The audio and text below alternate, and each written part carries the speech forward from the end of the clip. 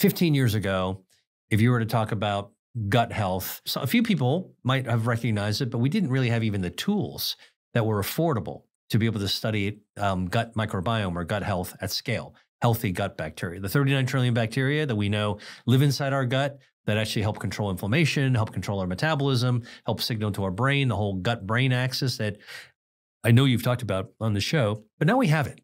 And because we have it, we're able to apply the measurement of the gut microbiome, not just to people in their 20s and 30s and 40s and 50s, but we can apply this same research tool, diagnostic tool, exploration tool to people who live a long time to ask the very simple question. And this is just an example of the research that I've been fascinated by. People who live a long time, what's different about their gut microbiome? We know it's so important. It's the tip of the iceberg, but is there something we can just jump ahead and look at people who are 100 or even older to find out what's different about their gut? All right. This is looking for hypotheses, looking for observations, and we've discovered something. And this is amazing. All right. So there's a group in Italy, in Bologna, who gathered people into a study that ranged across adult life from 20s to 40s to 60s to 70s to 90s to 100s to 114. Super agers. All right. Super centenarians, as I call it. Okay. So we all think about somebody who's lived to 100. Like I brought my uncle up, like, oh man, that's really cool. You know, probably pretty rare to be able to get there. I don't know too many people who are who live to 100, but do you know how many centenarians there are on the planet today? Take a guess. I don't know. If I had a guess, okay, so the population globally is 8 point something billion, right? Around there. My guess is that there's probably, I would say that there's probably 0.5% of the population, 0.3%, maybe 0.2%. So I'm not going to do public math here, but let me just estimate from a gut feeling. I don't know. Are there like 200,000? There are, as of now, this year, an estimated 722,000 centenarians on Earth. Almost 750,000 people are 100 years or older. So this is not a long shot. This is something that is happening on a planetary level more commonly than we thought. And the reason that I bring that up is because a lot of people will be surprised to hear how many people actually live to 100 every single year, all right? Which is good news, right? I mean, it says something that, you know, is with all the crap that we're afraid of, the climate, the pollution, the toxins, all these things that, you know, are very appropriately, you know, should be front and center for what we're thinking about when it comes to policy and elections and, you know, the decisions that we make for our families and ourselves, totally appropriate. But it just goes to show you, in spite of that, humans are actually starting to live longer. And there's a lot of people who are doing that. Okay, so let me tell you about this research study, because they gathered a bunch of people who are actually 100 and older as part of this big cohort. And they studied their gut microbiome using standard tools that we have available today that are affordable. So again, 15 years ago, maybe a few people could know it, but super expensive and didn't have that knowledge base.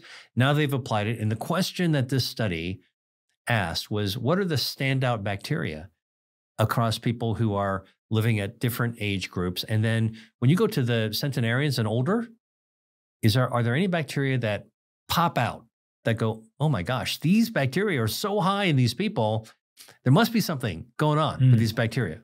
And the answer is there's 4 bacteria in the superagers. Wow. 100 and above.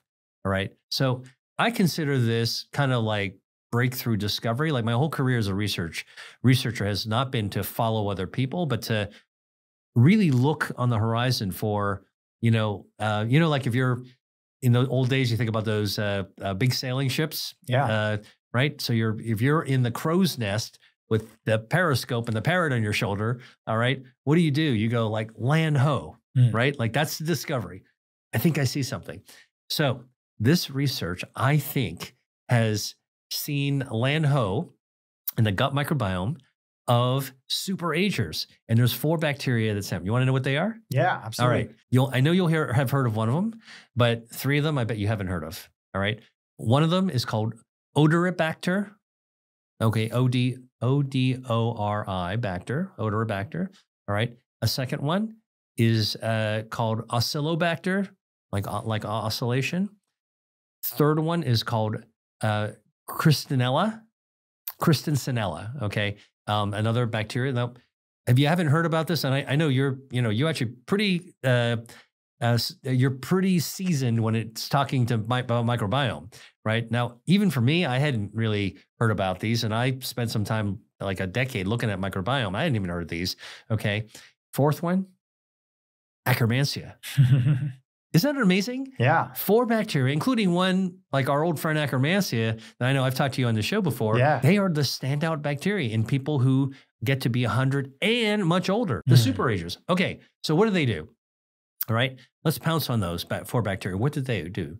Well, we don't know everything they do, but we do know that some of them, like the Odorobacter, improves your immune system against E. coli, against other bacteria that might take you out as you get older. Okay.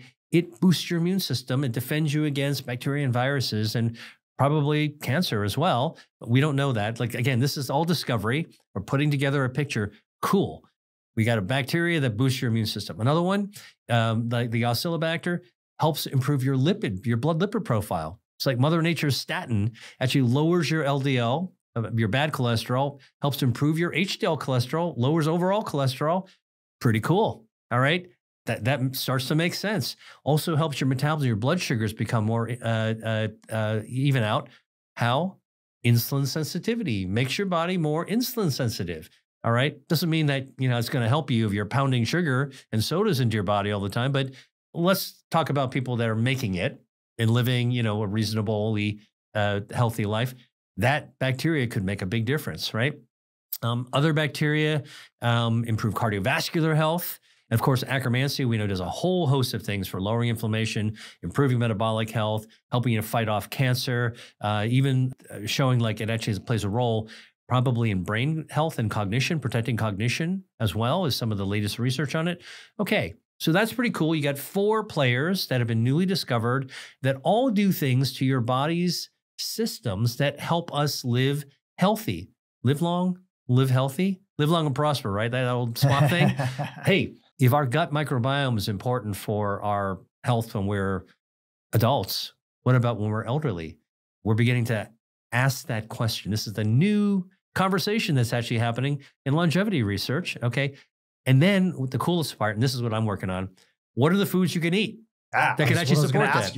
I'm not going to go like bacteria by bacteria, but I'll just tell you collectively. Sure. So to give you an idea, if you're interested in grooming, cultivating, raising these bacteria in your body, this is what I'm finding out so far. So remember, Odorobacter, Oscillobacter, Christenella, and Akkermansia. All right, Akkermansia we know, right? We've talked about this before. Pomegranates, dried cranberries, Concord grape, the juice or the whole thing. There's some more players. Chili peppers can actually do it as well. Black raspberries can do it. If you've ever been to dim sum, where they steam their soup dumplings, it's like a treat. It's like these steam wrappers and a little bit of filling and like a big bite of soup that comes out. Absolutely delicious. Guess what? The vinegar that they serve in those restaurants, along with those soup dumplings, is Chinese black vinegar. Sichuan vinegar. That vinegar grows Akkermansia in the body. Pretty cool, right? Wow. So I've talked about salsa, spicy, about dim sum, all right? Pomegranate, think about all the Middle Eastern cultures that actually have used pomegranate in their cooking.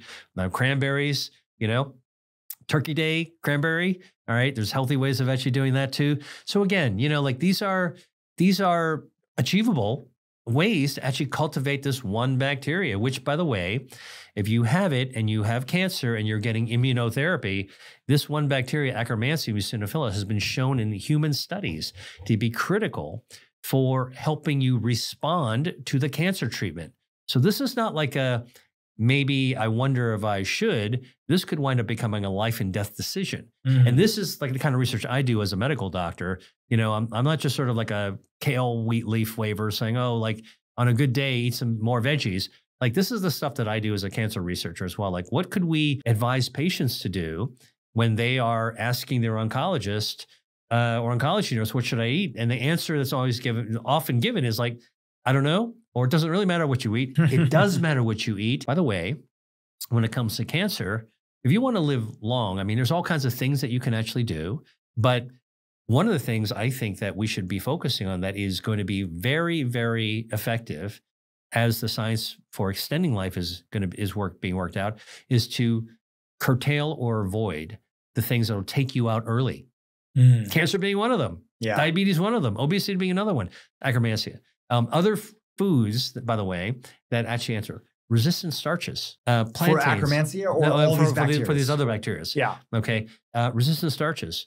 Day-old rice. Cook rice, steam rice, put it in the fridge, have it the next day. You've turned steamed rice, fresh rice, which is a starch, into a resistant starch. All right. Potato. Going to roast a potato. All right. If you roast it healthily, if you don't eat it all, stick your leftovers in the fridge. Guess what? That temperature change changes the chemistry of the starch. The next day when you have it, even if you heat it up again, resistant starch. That grows some of these four players. These are like the four horsemen of longevity that we think we may be onto. Again, this is not a conclusion. This is an observation. Sure. But an exciting one. Very resistant starches. All right. Oatmeal also, has some ability to grow some of these bacteria as well. So again, you sort of, we're starting to reverse engineer. What can we learn from people who are super old, that are in good health? What's in their body that's a standout? Gut microbiome, it's the undiscovered country. Now we're beginning to carve into it a little bit to figure out what's there. Now let's back it up. If those are important, are there foods that we can actually eat? Because as you pointed out, these are the early patterns. Like you can't be, sick when you're 70 and say, oh man, now I'm going to go back and start to grow these things all of a sudden. You should start living a healthier life, but these are patterns that actually probably support your overall health from the time when you're not thinking about your health. Follow-up question on this, which is obviously super fascinating. One of the things that we learned from you is akromansia, which you've talked about before on the podcast numerous of times, is not just a small strain, but it's a pillar strain. In a healthy gut, it should make up, I think you said last time, about 5% of the total sort of bacteria. A little bit less. Okay, so around there. So 3-4%, somewhere around there. But anyways, it's more than like a percentage point. And there's probably not that many bacteria that make up that volume, right? Because if you have 100% and akromansia is somewhere between 2 and 5%, there's only so many bacteria that are like that. Do you know for these other bacteria that you mentioned, were they able to find how plentiful they were? Were they also a large percentage in the gut? Or they don't know yet? Don't know that. And that's, like you're asking the questions that the researchers are asking as well, including myself. All right, let's dig a little bit further. What is their prevalence? How common are they? What else do they do? Where do they grow? Maybe they're not all in the usual place that got microbiome. We need to figure out other places they grow. Are they environmentally influenced? Maybe smoking actually affects it. And if you don't smoke, maybe certain foods, fermented foods might affect it. So there's so many questions that get asked. This is the bread and butter of scientists, and I'm an honest scientist, and you can tell when you talk to a real scientist when the scientist says, I don't know the answer to your question, but they're really, really good questions. And are they affected by stress management? Are they affected by sleep? Are they affected by exercise? Right? These are all things. The other thing that I think I'm really excited by is new discoveries that I think can lend to this idea that we can live well as we live long. So we know that exercise is pretty central, pretty fundamental to being able to extend your life as long as you possibly go in healthy. Extend your health span, you want to exercise on a regular basis, all right? But have you heard of the hope molecule? No, I haven't. All right. So the hope molecule is a relatively new discovery that when you exercise, your muscle, it comes from the muscle. When your muscles contract, it releases hope molecules, HOPE, hope. What are the hope molecules? Well, they're things that when you exercise, your muscle contracts, it goes in your bloodstream, goes to your brain, and it makes you feel hopeful and optimistic. You ever feel like after you exercise, you work out, just feel pretty good? All the time, right? All the time. Hope molecules contribute to that. Not the only thing, but contribute to that. All right. What is a hope molecule? All right. It's called a myokine. Myo as in muscle, kine like cytokine. It's a natural chemical that's released by muscle during exercise, kind of like the cytokine of the muscle, but it has a brain signaling property that we didn't realize. And you see, the reason that that's so important is not only does it actually connect the gut brain, muscle brain, all right? And that's actually really important because we tell people to exercise. Some people go, I never exercise. I can't do that. Hey, you know what? We're making these discoveries that show that you can actually influence your mindset by exercise. Did you know that, like, again, you're hardwired, your body's hardwired to create these hope molecules. Who wouldn't want that, right? So again, these are the new discoveries that I think add layers of richness to what's already been discovered and will continue to be discovered in a lab on the building blocks of aging and how to actually counter aging. Let's also add to that what we can do for our lifestyle that can affect our gut, that can affect our mind, that can affect our muscle. Let's make some sense out of some of these recommendations that are there, so that when my great uncle told me, like, he walks up, he hugs up to the tea temple to be with his buddies to drink tea. Now I'm thinking, all right, he's getting his muscles working and they're releasing hope molecules that actually influence his brain. And now he's socializing in a more positive way with his friends. And we know social interaction is something that Dan Buettner from the Blue Zones has talked about, so important for these countries where people live long. They're with other people, And by the way, I think that is something that we need to really contend with as a society. And I don't know if it's a policy issue, but it's certainly a public health issue, is loneliness. No good if you're living to whatever age you want to live to, but you're doing it alone, isolated. And so how do we address that? How do we hack that? What can we do with that? I don't have the answer to that, by the way. I'm just bringing it up as something that in this wide-ranging conversation we're having about longevity, and we're sort of covering this gray space that a lot of the pioneers haven't yet covered. But this is the area that I'm working in. I think it's really an amazing area to be able to flesh out for people the things that anchor them to their humanity as they get more years. So when you look at movement and the brain-muscle connection that you just talked about, the hope molecules, what's your thoughts on some of the longest living groups that are out there? These 700,000 centenarians worldwide that are there, and maybe discounted by a couple of percentage points because some of them were probably going to be genetic outliers in America who are living long, but they're not very healthy, or they've lost their sort of ability because of dementia, their cognitive ability. But for those people that are aging healthy and are living a long life, do you generally see that those individuals are compare their activity levels to the activity of, Americans, like modern day sort of average person, which we know that just going by one measure, step count, a lot of people are getting 4,000 or 5,000 steps or less in a day, which actually I was surprised to find, or not surprised to find, that I think even the CDC says that is the definition of being sedentary as one measure of things. So how would you look at, how are these people, how are your uncle, how are they getting that regular boost to that hope molecule? What's their activity level? It's really hard to do comparisons because, we are kind of looking in the rearview mirror when we are thinking about where we've come from as a society in terms of how inactive we are and how poorly we ate and all that kind of stuff. I think, today people are actually, their attention, their radar's on, like, we should be moving more. So people are actually moving more. So I think it's a little, I'm very cautious not to say Americans are like this and the grass is greener in another part. I mean, look, if you go to the Mediterranean countries, there's plenty of unhealthy people there. Sure. And that's the first thing that, when I first went to Italy and Greece and I was saying, oh man, you guys are so healthy, they would say, you should see the people who have cancer. You should see the people who are smoking. You should see the people who are dying of heart disease. And so, I think that I want to make sure that we don't oversimplify, but there are important clues to actually think about it. Now, I don't know the answer of how people become more active. They may or may not be more active. And it's probably not one thing. It's a constellation of things that gives you that magic unlock to be able to live longer. The stress, the exercise, the healthy diet, the genetics, all of those things. But I think, from anybody watching or listening to this, at the end of the day, this is not, we're not teaching a course. We're not teaching a class. We're trying to hopefully in a conversation, leave people with some, tickle their brain to say, you know what, I could do that.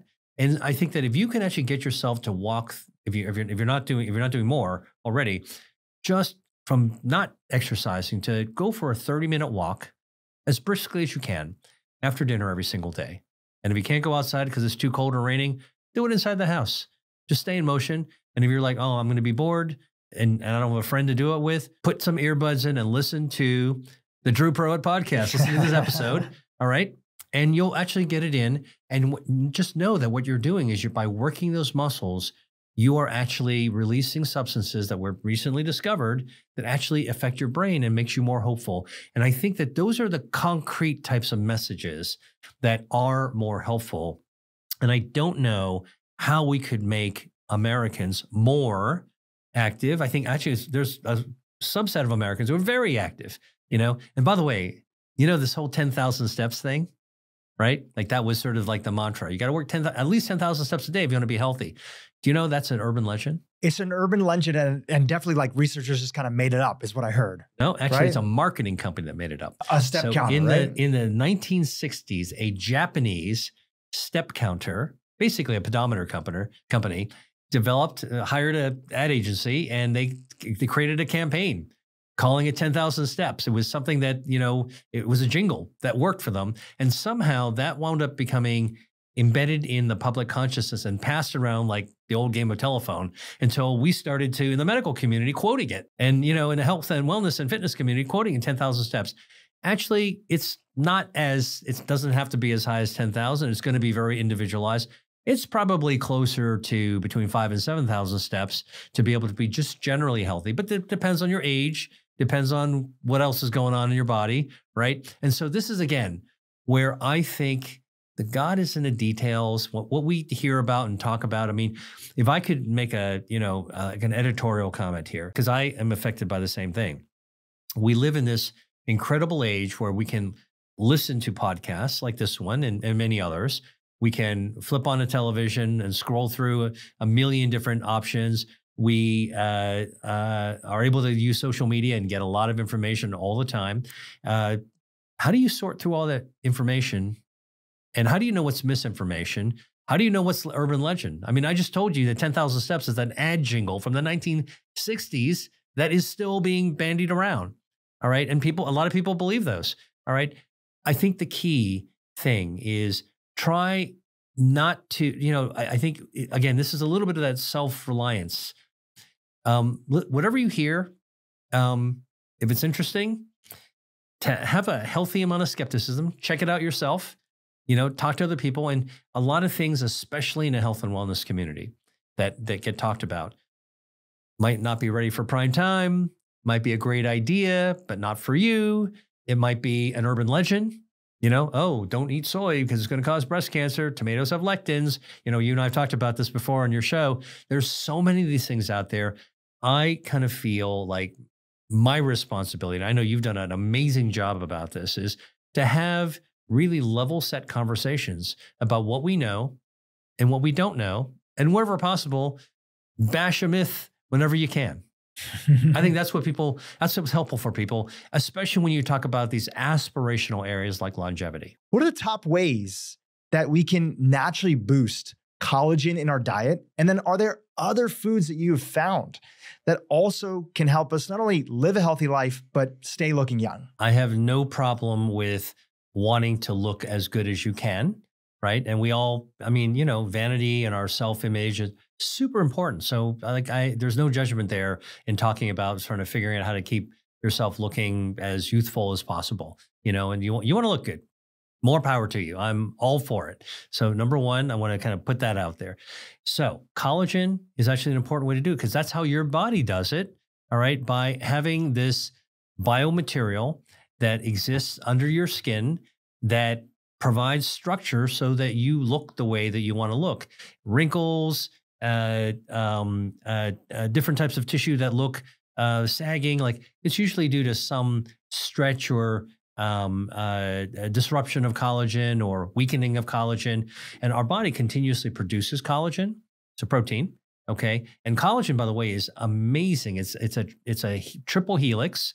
It's kind of like taking three threads of protein and you know, the old macrame thing you might have learned when you were a kid, you know, you weave them together. That's what your body does to make collagen that actually sits in lockstep with each other in a line, woven like an oriental rug into patterns that actually give us structure to our skin, tensile strength, shape, structure, form, and then you got blood vessels that have to go through there, so you get nice coloring.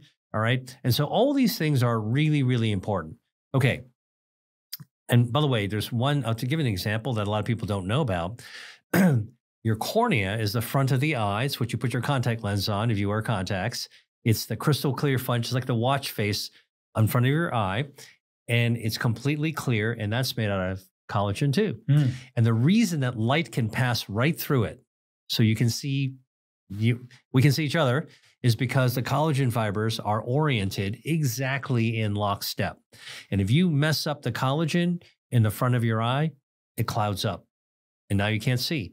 That's how important collagen is. So how do you actually keep your collagen healthy? How does your body rebuild? How can you support that using food? Well, it turns out collagen is made with amino acids because it's a protein. So you want to keep up your protein. So something very simple. Like I try to keep things as simple and doable as possible. Okay.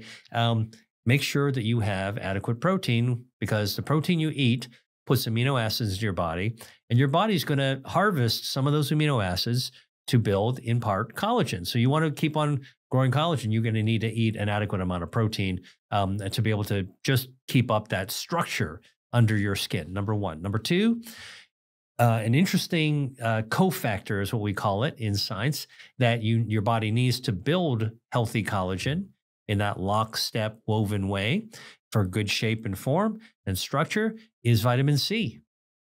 So if you don't have vitamin C, your collagen will fall apart. And a great example of that is you probably, you know, your listeners probably heard about this disease called scurvy, you know, which people, you know, on pirate ships and long journeys on the ocean used to have. There was no citrus, no vitamin C.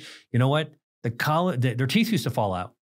All right. And the reason is because the collagen in their gums couldn't be adequately remade because they didn't have vitamin C. And so the gums got weak, their collagen got weak, and their teeth came out. All right. And their joints got weird. So this is really what you want to have is good vitamin C. How do you support vitamin C? Well, you could take a supplement easily, but actually there's so many other whole foods that have so many other supportive elements for overall health. You might as well have them. Obviously, citrus, oranges, you know, in the wintertime, tangerines, tangelos, you know, there's a lot of different kinds of oranges and citrus you can actually have. But other less obvious sources of vitamin C are kiwi, red bell peppers, tomatoes, guava, all great sources of vitamin C, and broccoli, a great source of vitamin C. So you can get vitamin C from your diet, and I encourage people to eat diversely to get that vitamin C from whole foods because you get all the bioactives and the polyphenols and a dietary fiber as well as extra credit for your effort. Whereas a simple tablet of vitamin C, all right, it'll help the vitamin C, but you're missing out, man. And so I always think that get it from the whole foods. So vitamin C, getting enough protein for amino acids, getting your vitamin C.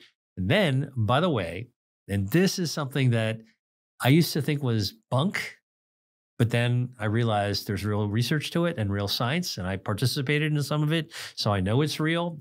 An example of where I changed my own mind with evidence and science is actually having collagen products. Okay, eating collagen will actually build collagen. And so let me tell you why I was skeptical. Years ago, someone would say, I'm going to have some bone broth and I'm going to have some collagen and it's going to make my joints better.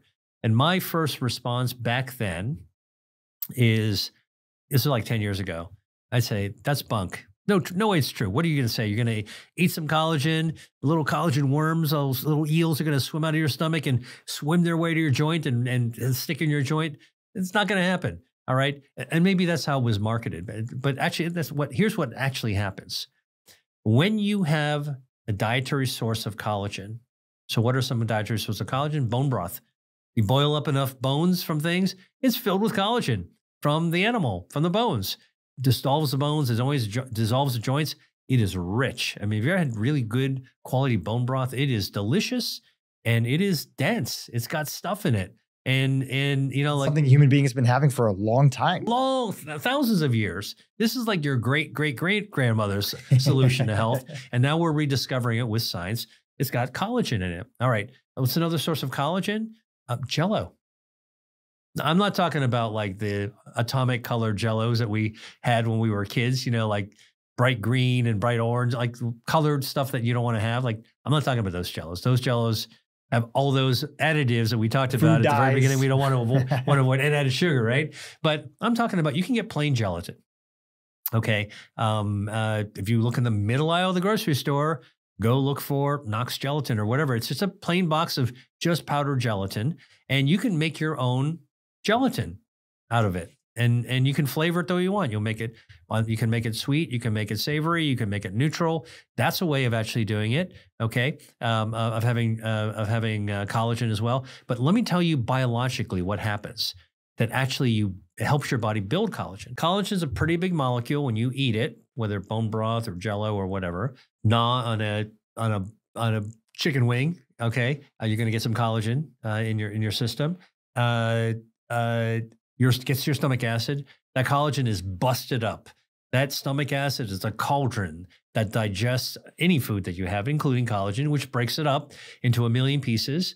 And this is where I went wrong with my assumptions, that you break it up to a million pieces, that little snake of collagen can't swim anywhere. You know, like, okay, so we've shattered that idea a long time ago. Actually, the biology is now teaching us something different. When you digest collagen into fragments, those fragments get absorbed into your bloodstream. And collagen fragments are actually biologically active. Mm. Those collagen fragments will circulate in your bloodstream, affect your joints, and collagen fragments will activate the cells that make collagen, like fibroblasts, okay, special cells that can actually make collagen, and they will stimulate the collagen-making cells to make more collagen. That's why bone broth and Jello actually works for your joints, for your joint health, and for skin health as well. It actually is true. So again, if you're going to actually buy product that is packaged, whether it's plain gelatin or bone broth, please look at the ingredient label, because that's actually how you get the transparency to know whether or not there's anything added to it by the factory, the manufacturer, that you might not be comfortable with. Mm. Get the pure stuff, get the elemental stuff. That to me is what you really, really want when it comes to bone broth. Don't have crazy chemical additives. If you can't pronounce it, you don't know what they were for in there. Okay, you wouldn't put it in you wouldn't add that in your house, probably. That's something you want to avoid. And that's, again, choice.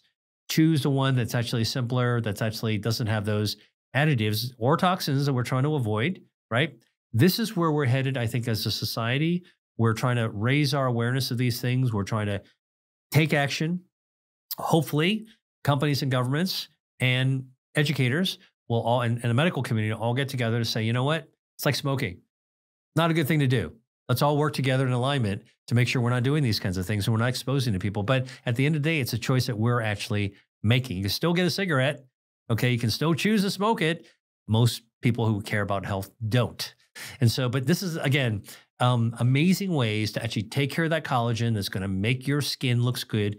Structure, function, tensile strength, shapes your body in any way, shape, or form that you want it to be. All right. You need to have good collagen, amino acids, protein, vitamin C, and collagen-containing products like bone broth or Jello are simple ways that you can go to the store today to help your body's collagen. Incredible. Just what are your thoughts on whether it's a supplemental form, high quality, or whether it's something like a bone broth? Should somebody be thinking about having that a few times a week? It's a great part of having a diverse diet. And you know, supplements, I call supplements for what they mean, topping off. You know, like if you can't get it any other way, yeah, choose a supplement. Why not? You know, or you can't eat enough, try some supplements. So I don't have a problem with collagen supplements. They actually work. You know, I mean, they work for veterinarians, would tell you they work for dogs with arthritis. And actually, human studies actually are showing that as well, for the reasons I actually told you that I had been skeptical about before. But in fact, the human evidence actually shows us now that the biology of collagen fragments activating the cells to make more collagen actually works in your body. So I'm all for it. You know, I have to tell you, you know, like I was a little under the weather like last week. And you know what I did? I made some soup, but I made it with bone broth. Wow. And actually, homemade, did you make it at home or did you pick some up? I went out to the store to buy it because I making bone broth is a little tough and it stinks up the whole house. You know what? I do it after like a Thanksgiving meal or whenever there's poultry or bones being available, like a carcass, I'll actually make it myself. Delicious, but yeah, it's work, you know, and totally. But I bought the bone broth, and you know, I'll just tell you, just N of one myself taking self-care. I felt so much better after sipping the bone broth soup, and it wasn't a placebo effect. Like my sinuses cleared, I felt more relaxed. You know, like my headache kind of went down. I'm sure some of that is these peptides and fragments and things like that that are in the bone broth. And so, listen, I mean, Grandma was right. Have some chicken soup. That's awesome. You know, on this theme of longevity is not just about how we, you know, how long we live and making sure we're free of chronic disease and that our brain is sharp, but also part of that is looking good too. And there's nothing wrong with wanting to look good. In fact, I think there's some data that's out there that I came across that actually, like, how you perceive yourself to look, if you perceive yourself to look young, you actually feel young. Right? I'm sure there's something in that dimension versus if you feel like you look old in your perception, like your look accelerated in your aging, that can have some mindset, you know, impact on you as well. I don't know if that's true or not. I'll share with you what I came across and you can tell me and we'll add it to the show notes afterwards. But on the topic of not only feeling young, but looking young, is there anything out there like collagen that you've seen that makes a difference in how we look? All right. So I'm going to give you some like cutting edge research that I'm impressed by, that I have become a believer in the science of, and it's leading to products that you can actually find on the market. Oh, wow. And have you heard of exosomes? Yeah, for sure. So exosomes are these tiny little packages that are found in normal healthy cells. And these little packages are more like, when I say package, I mean like a box. Okay, they're a little box and they contain cargo. And the cargo is something, it's genetic material, special kind of genetic material called microRNA. Okay, and microRNA isn't like this BS topic that's just influencers are talking about. But in fact, it won the Nobel Prize in 2024. So it's real science that's been recognized as profoundly important to our understanding of the human body. Okay, and our human biology. And that's what's inside an exosome. And so what do these little cargo of micro DNA, microRNA, what do they do?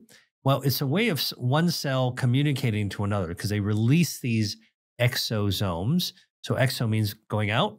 And so these little particles that are inside the cell get spewed out. Okay, and they hit the nearby cells.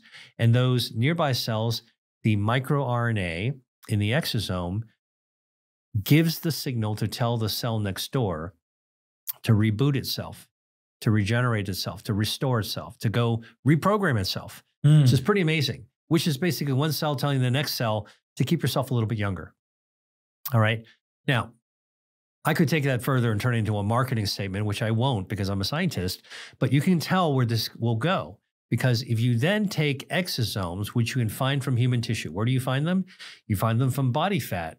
Fat that is sucked out by liposuction, usually thrown away, okay? You can harvest exosomes from there. So companies are actually now harvesting human exosomes with these youth-commanding packages that tell cells to reset themselves and putting them into skin creams.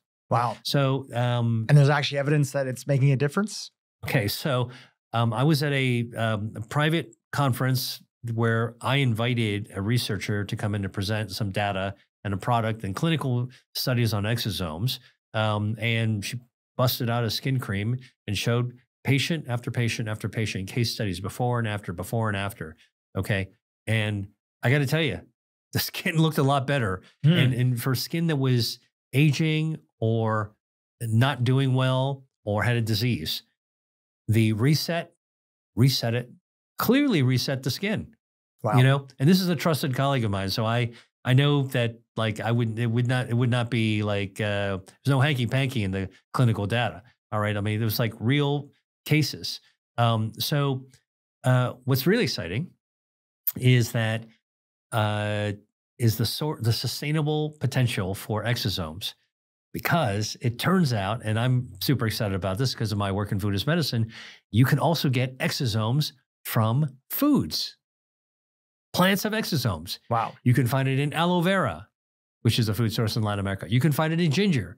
You can find it in coffee grounds and coffee beans. Isn't that amazing? And there's a huge overlap in the Venn diagram between the microRNA in the exosome of a plant compared to human fat. Isn't that amazing? Totally. I mean, think about how far apart we were evolutionarily way back when. Like, we look nothing like a coffee bean or a piece of ginger. And yet our microRNA in our exosomes shares an overlap. That's incredible. That is incredible. You know, just because I know people are going to hit us up afterwards, right? Is your friend's product that he presented on, is that commercially available? You know, and you don't have to mention it. The person who I invited to speak, who you might want to have on this podcast at some point, is Dr. Robin Smith. Okay. Okay. She's a physician entrepreneur. She's been involved with stem cells and all kinds of other things. Happy to make the introduction to you. And she started a company called Exoceuticals, which obviously have to do focusing on exosomes. And as far as I understand, there is a product that's out there that's a skin cream that's actually for healing and for resetting the skin. Okay. Interesting. We'll check it out afterwards. Definitely check it out. I mean, look, I think in the same spirit, we're talking about the pioneers for longevity and anti-aging and, or healthy aging. Like, look, this is what's cool in today's world. What we didn't have back in the time of the Emperor of China, creating those, terracotta warriors. We have real science. We've got real technology. We live in a modern world where lots of smart people are coming at this topic in lots of different ways. How do we live longer? How do we live better? How do we look better? How do we actually stay healthier? What are the foods we should eat? And of course, what are the things we should avoid, including the environmental toxins and microplastics and things that we've actually covered as well. Yeah, no, it's super important. And like you said previously, is that these things are fine to explore, but don't forget about the basics. On this topic of looking young and feeling young as well too, and having a healthy body.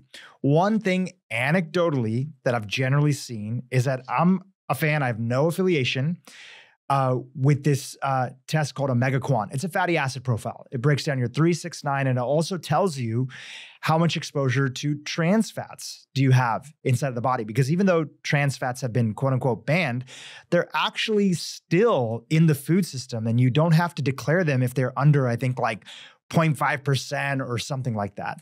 And then there are some controversial thoughts that people have that some highly adulterated oils, especially seed oils, could become trans fats, especially if you're talking about like deep frying foods in a restaurant, not changing the foods. I don't know the research on that, but that seems to be a debate that's out there.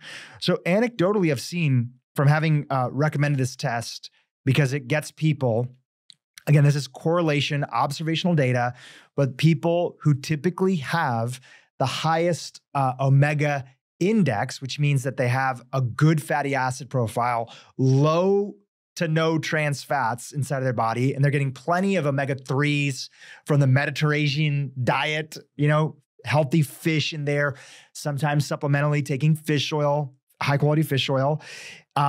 There's so much research that those individuals have incredible cardiovascular health.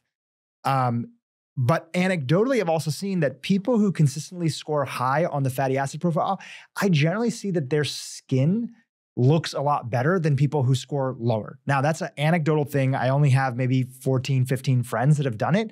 But you got to figure that also how you eat plays a huge role. And if you're eating a lot of fish and you're regularly having things like bone broth, you're probably having more collagen in your diet as well. Well, yeah, and omega-3s also help support vascular health, blood vessels under the skin, bring circulation, which then make your skin cells healthier, give you better coloration.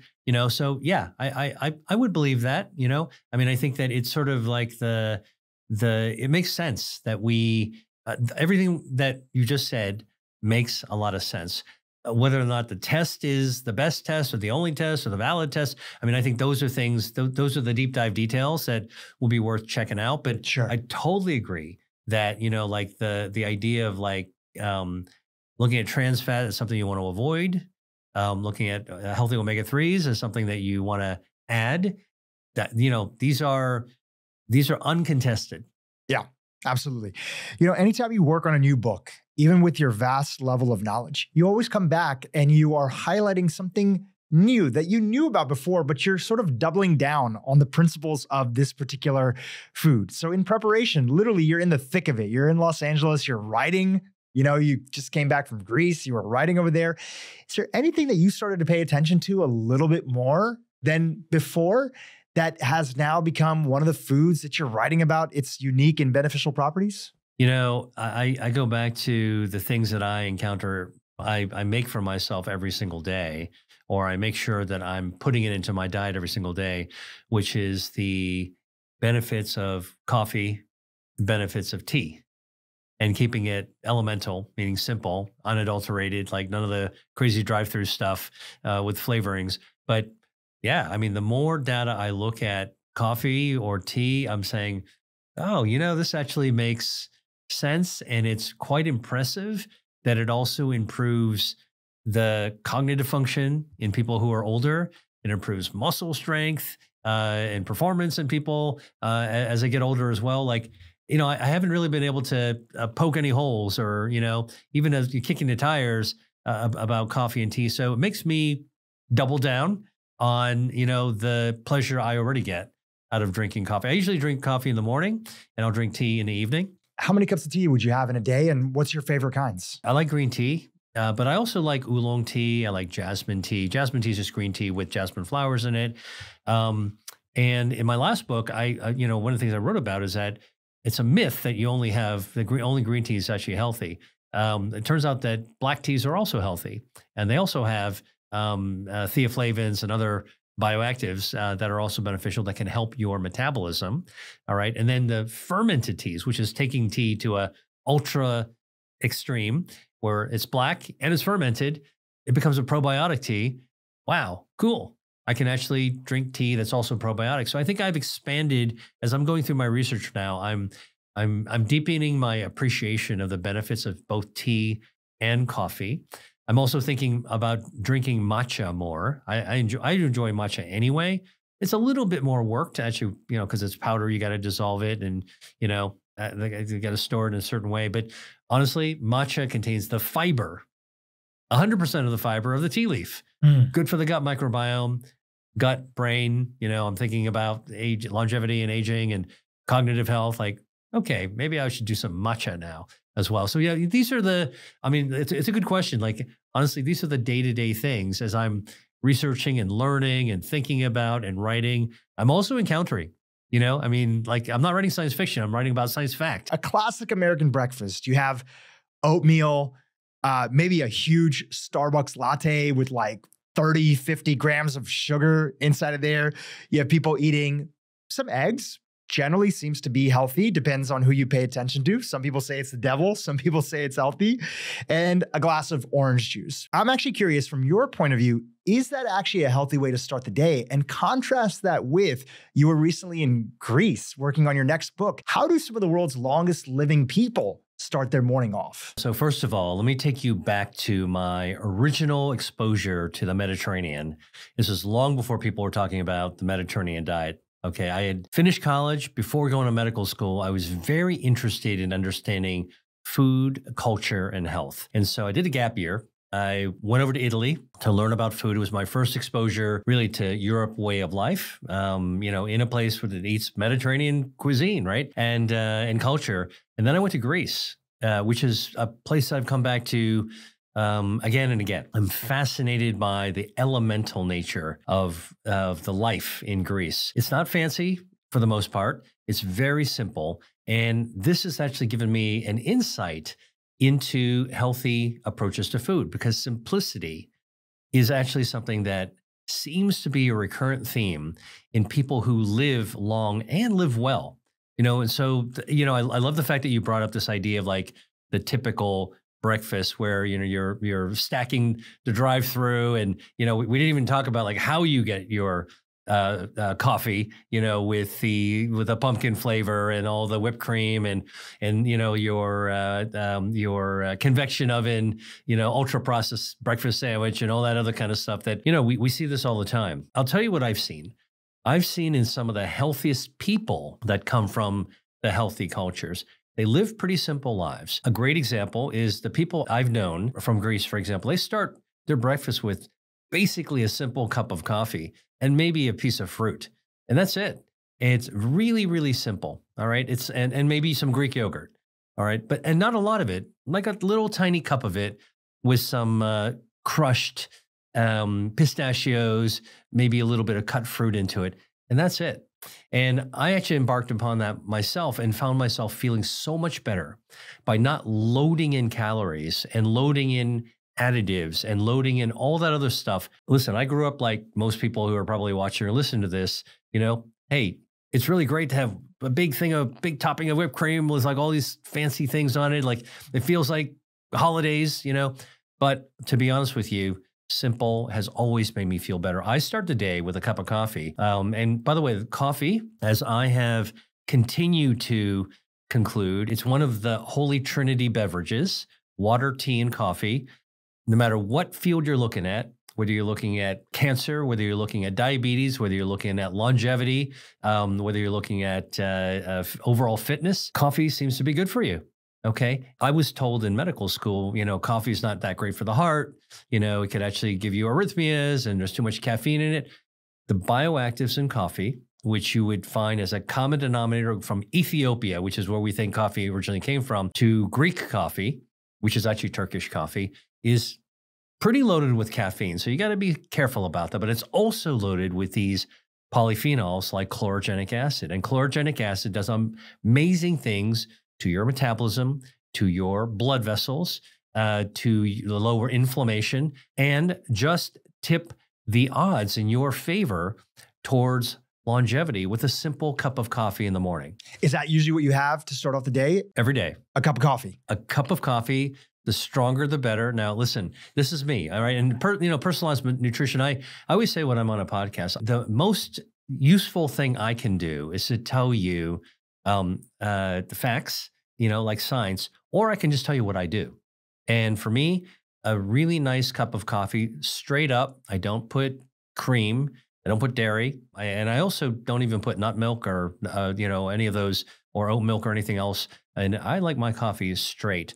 Part of that came from the fact that when I spent time in Italy and Greece, I would just have like an espresso in the morning or a very strong coffee in the morning. And it's a pick-me-up. It does not break my intermittent fasting from the night before, because as long as you don't put any sugar or anything else in it, you're just soaring through. Your body, your metabolism is still powering through, burning harmful extra body fat overnight and continuing into the day. And it's not until you actually eat something with real calories in it, which could be could be piece of fruit or yogurt, any of these other things we talked about. But, so I do skip breakfast every now and then, but I like a simple cup of coffee as the anchor to how I start my day. What about some of these other foods that you often see people eating here in the United States and contrasting those? Things like oatmeal, things like eggs, things like orange juice. What's your feeling on those? You're asking the right question, but I really want to frame it. I'm not going to actually tell you, like oats are universally good or bad. Like that's the religion of food. For example, oatmeal, which is, basically cooked or steamed or boiled oats, actually contains a lot of bioactives from oats. And this is recent research I've done. We presented at medical conferences where we took whole oats, the kind you have in Aveeno skin cream and the kind you would have in oatmeal. We've extracted out the concentration of the bioactives. So what are the bioactives in oats? Well, one of them is called avenanthramide. Okay. The other one's beta-glucan, which is the same thing you'd find in mushrooms and barley. Two really potent substances. And we decided to do some medical research by testing what can these oat bioactives do. So people talk about inflammation and all that stuff. I'm a scientist, so I wanted to see it for myself. So we collaborated with a group out of the University of Arizona and a standard model to look at wound healing. Now, I have a background in biotech, and wound healing is a big problem in people with diabetes, in nursing homes, in the intensive care units. You got skin breakdown, bed sores. People with diabetes wind up having wounds in their feet that they get gangrenous and they have to get amputated. So one of my passions, but also areas of expertise is how can we support healing, wound healing faster, right? So we talk about healing, right? So, okay, oat bioactives, if you inject them into the wound, in the border of a wound, and this is a lab experiment, we were so surprised. It doubled the rate of healing. It zipped the wound shut. And then when we did the medical research to food as medicine research, we did a deep dive into the tissue that healed. And what we found? Oat bioactives completely suppressed inflammation. Bingo, box checked, proven. Okay, I saw it myself. Number one. Number two, it generated more healing blood vessels. That's my wheelhouse. Angiogenesis, how the body grows blood vessels. Oats can actually stimulate healing by nurturing those blood vessels that we need for healing and lowering inflammation. And then something that was surprising to us is that in the lab, when we did this, used extracted from oats, injected into a wound, doubled the healing. We also discovered that the wound that healed was scarless. And scarless healing is a holy grail for anybody, any surgeon, any medical device company, any pharmaceutical company.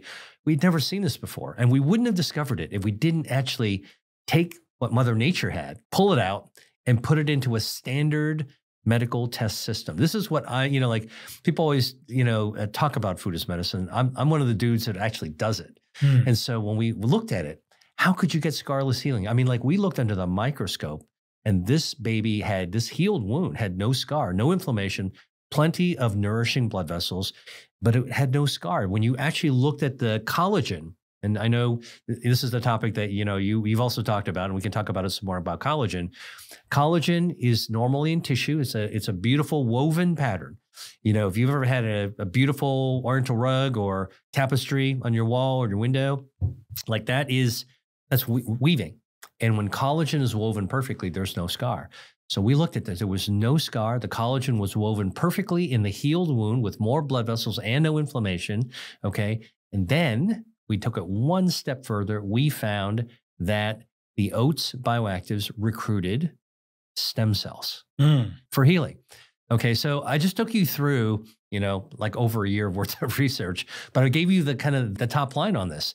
So that changed my view towards oatmeal. Okay. Did you have a negative view on it before? Or you had a more neutral? I had a neutral view. Okay. Listen, I grew up, I remember my parents used to buy those prepackaged oatmeal envelopes. Quaker Oats packets, whatever the brand was, I can't remember. But, they had little dried fruit chips in it and they had flavoring and sugar, all sorts of stuff. God knows what else was in there. Okay. Because I wasn't paying attention when I was a kid. Right. Now I do. So I, like with my situationally aware approach to food, where I always tell everybody, please, if you're going to buy something in a box or in a package or a sealed envelope, look at the ingredient label. Like I do that now, but I look back and I'm like, you know what? I don't know how good that prepackaged stuff was for me because it was an ultra processed food. I didn't think about it that way. But so I had a little bit neutral to questioning, a little suspicious about this. But now I know oats by itself has some really powerful things that could be unlocked, which we've done. But back to the oatmeal. How do you, like oatmeal is an oatmeal.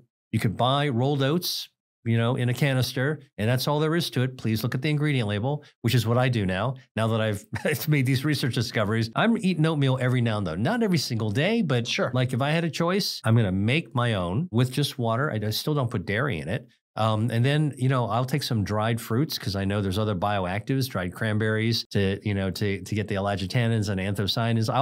I'll get all that stuff, or crushed nuts. Right. You get some dietary fiber, get some healthy monounsaturated fatty acids, good for my cholesterol. I'm trying to think about, this whole idea of how do you start your day?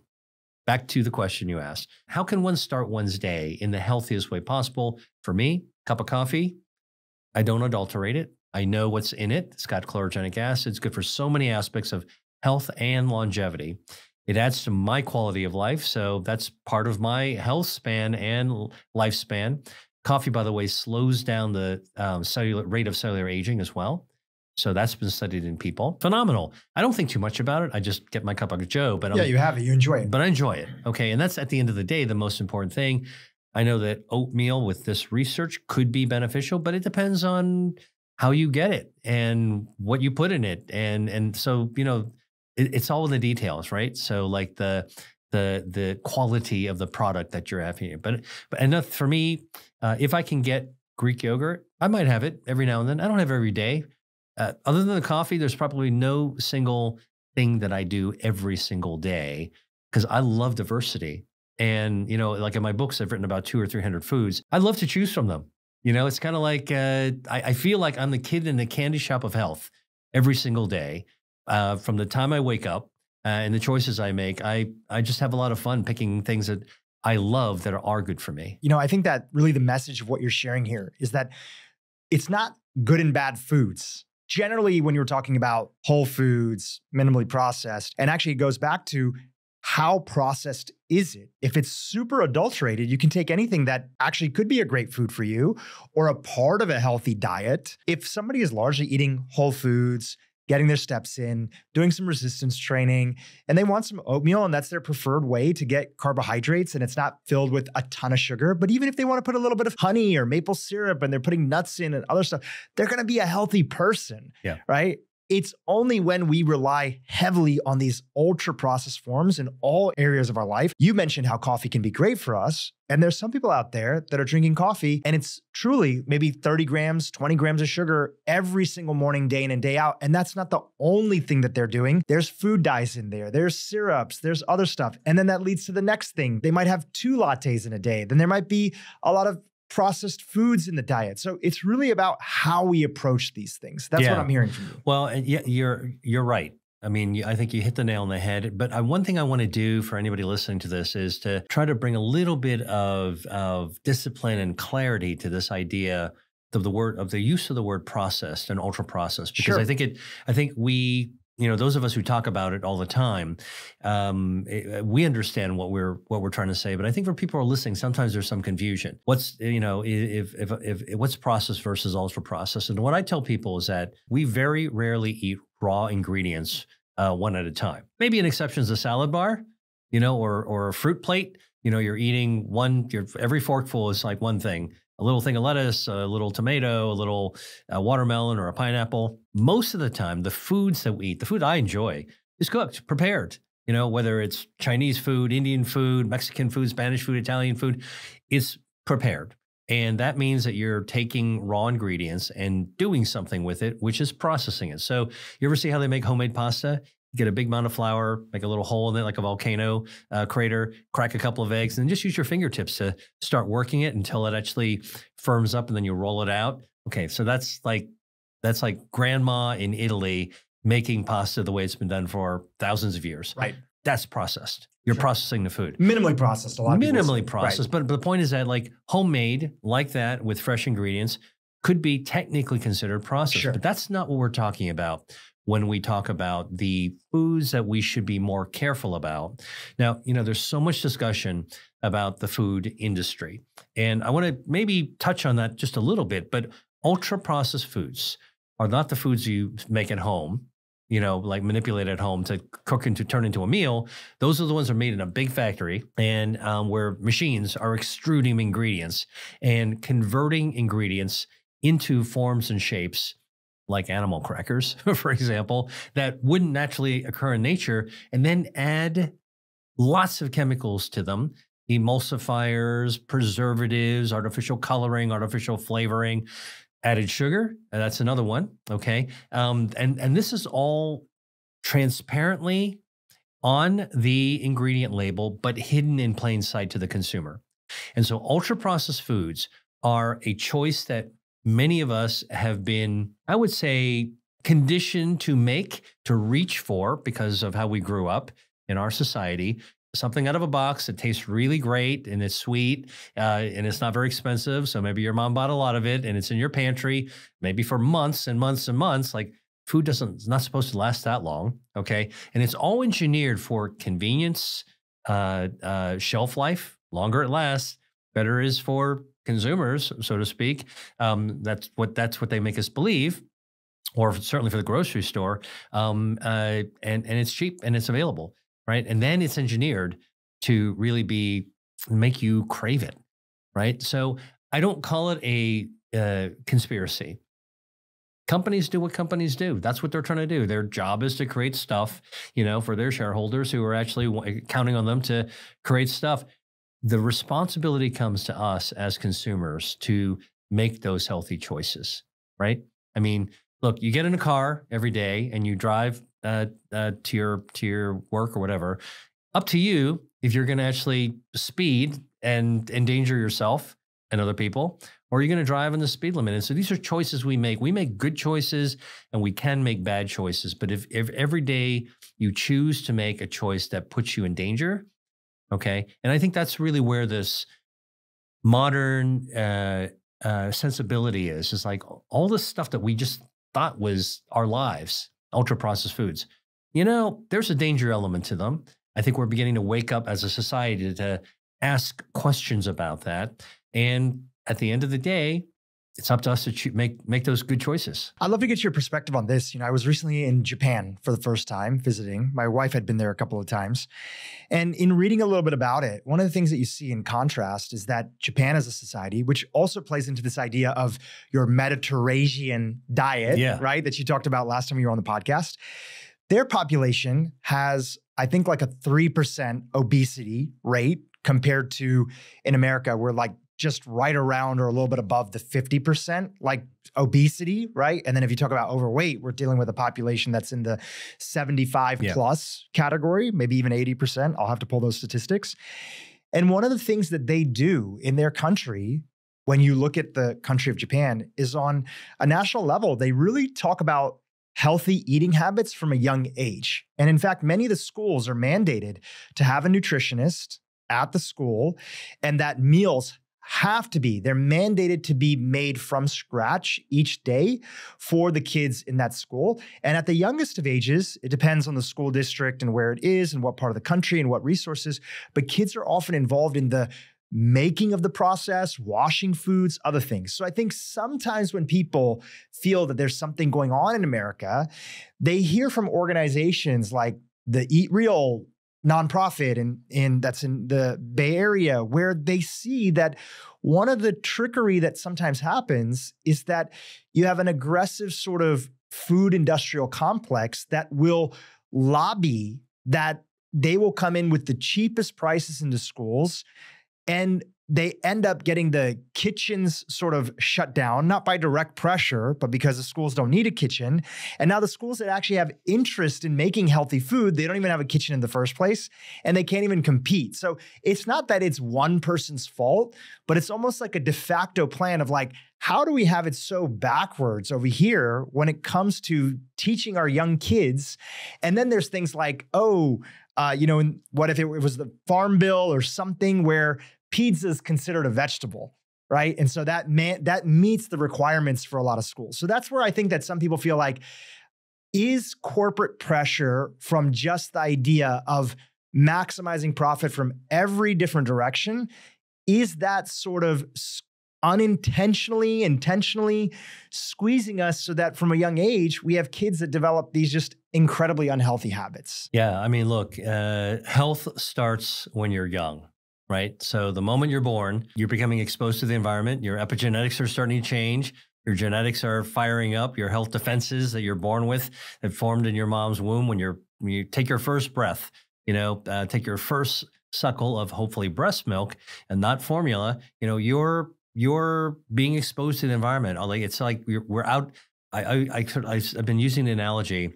When we are born, we are all like laptops, brand new laptops you take out of the box. It's perfectly designed. They all look the same. You plug it into the wall. When you start it up, the operating system is supposed to work exactly the same way. Okay. And yes, there are some genetic differences, of course, but lifestyle winds up being, 80% or more dictating our fate. And our fate starts when we were young. So a lot of these early exposures that we actually have wind up not only developing habits, but also developing cellular fingerprints that we carry with us to the decades that we wind up living. Now, the good news, it's never too late to actually revert back to your own operating system, which is this is why I tell people, if you're somebody who hasn't really paid attention to your health for most of your life and you feel kind of crummy and you're like, you know what, it's time to own up to this and I want to actually change myself. I want to do something. How do I do it? Which diet do I take? What supplement should I take? What should I cut out of my life? I mean, that's a typical thing that I often hear from somebody who's desperate to improve their situation and they're overwhelmed, especially in today's world. And then of course, they invoke like, oh, is there a big conspiracy around me and I'm trapped in I'm trapped in somebody else's nightmare.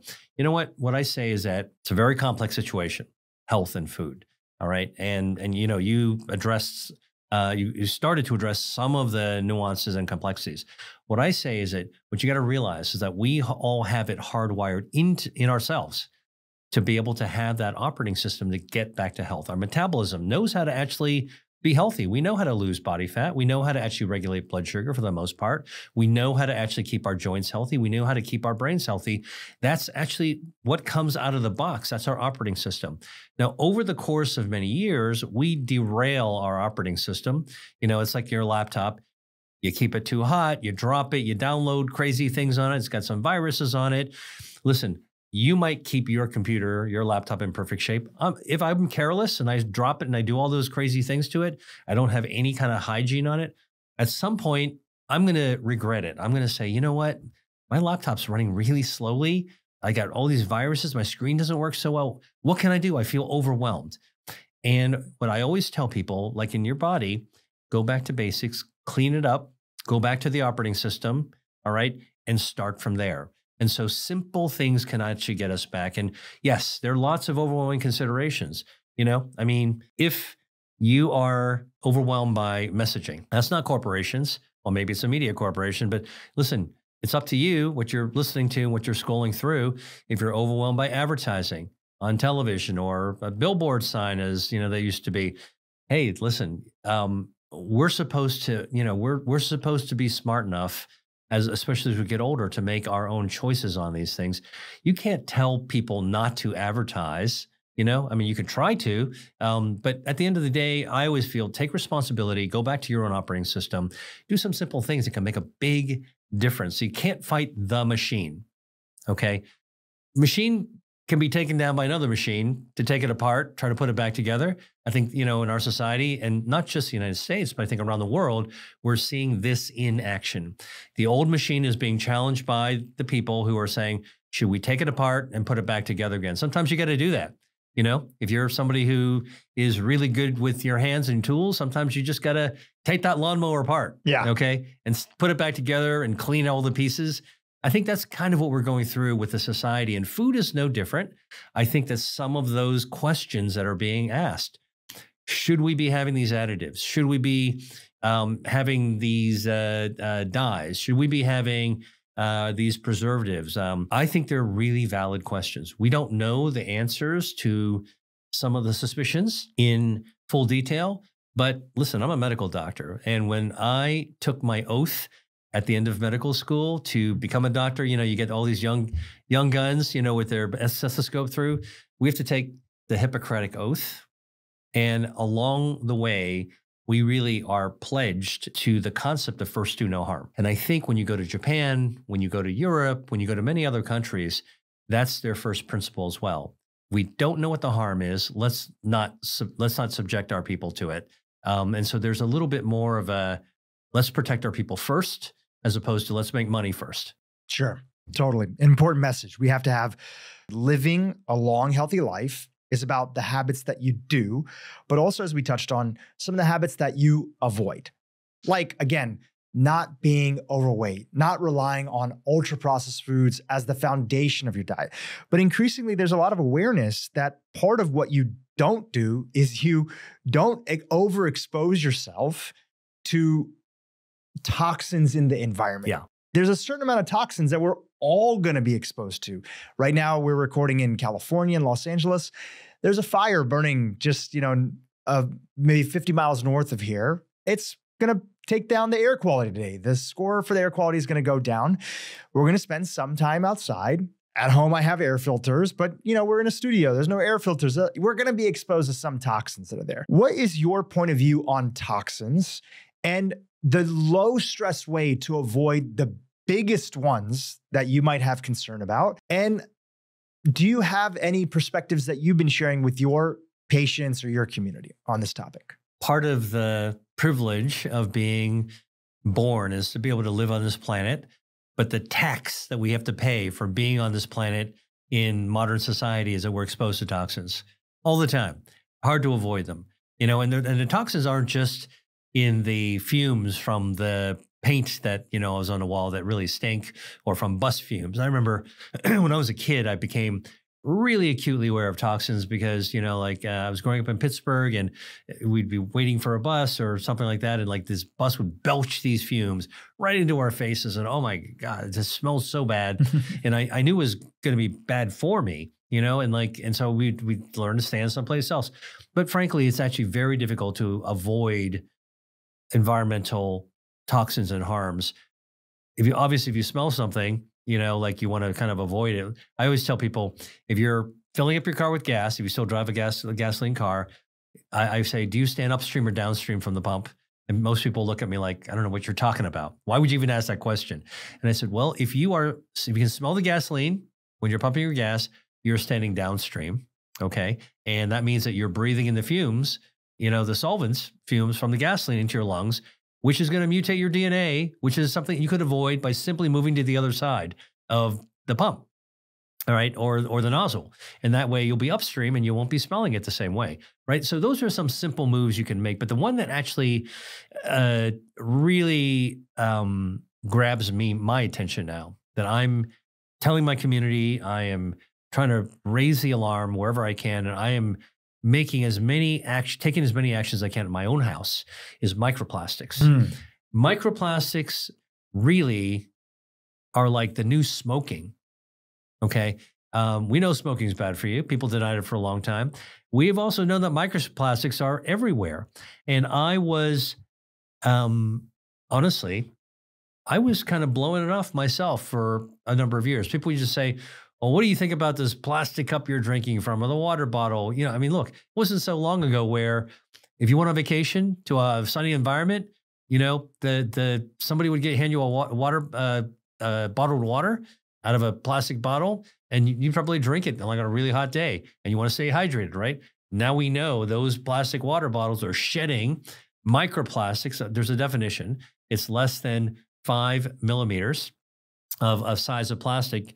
You might even be able to see them. They're like the tiny little plastic particles that get shed into anything that's plastic that just breaks down. All right. And then there's nanoplastics, which are less than 1 micrometer. That's like 10,000 times smaller. You can't see that at all. And they're coating everything. Pantyhose, you put on pantyhose, not you, but if somebody puts on pantyhose, you're going to be spraying some of that stuff just by snapping the fiber into the air. It goes right into your lungs. It's so small, it gets absorbed into your bloodstream. And we now know that you can actually find microplastics in your blood. We know that microplastics are in our food. They're in our beverages, anything plastic bottle.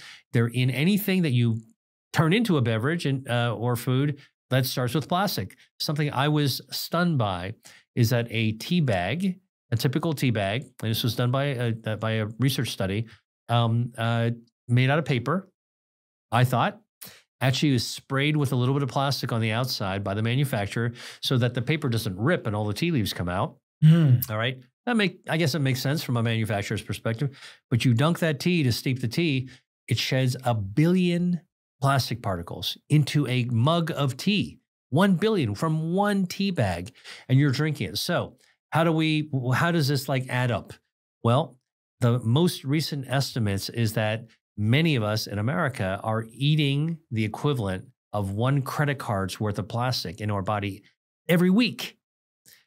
Okay, so until recently, when somebody said, Dr. Lee, is that bad? I said, we don't have any evidence of if it's bad or not. It's something I'd like to avoid. Now we have the evidence. A study that was done out of Italy about a year and a half ago found in people who had cardiovascular disease, so they had damaged blood vessels, they had plaques, narrowing of their blood vessels, specifically the blood vessels feeding their brain, all right? And they found when they were doing the procedure, the standard medical procedure to take out the blockage, so you can go in there and fish out the plaque and open up the blood vessel, they found microplastics in the blood vessels, in the clots. Wow. Whoa. They're studying embedded in the clots. And then when they actually did the outcome studies, they found those people who had, not everybody had plastics, but a lot of people did. Those people who had microplastics embedded in their clot had a 4-fold increase in the risk of having a fatal heart attack or stroke. Crazy. I think they were even some of the things that came out of there. We talked about the study with my cardiologist. The people that had the highest exposure of plaque, there was some higher amounts of microplastics that were there along with it. Right. And think about the things that cause plaque, right? Ultra-processed foods with unhealthy fats packaged in plastic that you might microwave, and having all that stuff out there. So, I mean, look, I guess what I'm trying to tell you is that this is a new concern. A few other maybe data points that might be helpful for your listeners to say before. I always try to take people's anxiety down when we talk about stuff like this, but I think there's a few more points that are worth floating out there because this is all relatively new discoveries and research about us. Like earlier, we were talking about the discoveries that are positive. Like, okay, let's be fair. There are some things that we should be alert about, and microplastics is one of them. We're now able to measure microplastics in your bloodstream. We don't do it routinely, but you can measure it in the blood. You can measure it in the plaques, the narrowing of your arteries. And they've also found microplastics in human brain. So much microplastics, by the way, that if you could take a kitchen scale, the kind you'd measure out for weighing dough for a cake, all right, and you can measure the weight of the plastic in the brain on a kitchen scale, all right. It's not the old type of scale with a chain, but a very sensitive scale. That's how much plastic can accumulate in your brain. And that plastic has been shown to stimulate inflammation, not surprisingly. Brain inflammation, clearly associated with cognitive defects, brain fog, all these other things you don't want to have. And we're scratching our heads saying, hey, why are we a society dealing with so much dementia?